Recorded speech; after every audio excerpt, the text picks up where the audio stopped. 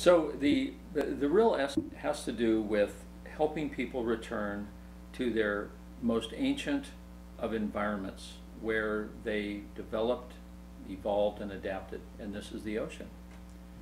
The best science that we have indicates that all living organisms came from the sea, probably about 4 billion years ago.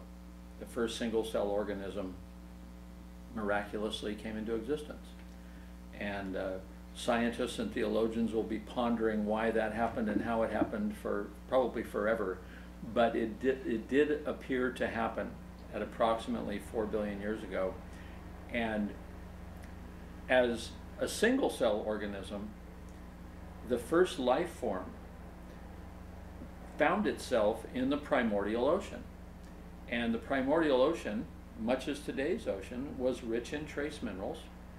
It was electronically very active. Lightning strikes and volcanic eruptions were occurring all over the place, and electricity was flowing through the world in which our first single-cell ancestor found itself.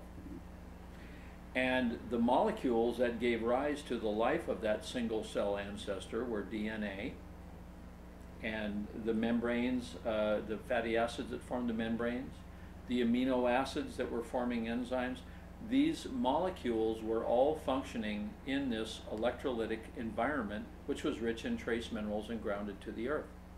So if we fast forward now from our first single-celled ancestor, and we realize that over the next hundreds of millions of years we formed multicellular organisms, we formed sea creatures, and eventually we formed amphibious organisms. And then about 200 million years ago, we actually left the ocean and became mammals.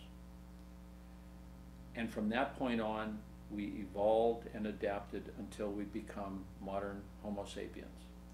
And if you just think about the process by which that occurred in relation to the ocean, what really happened was we left the sea. And we left the sea for a lot of different reasons.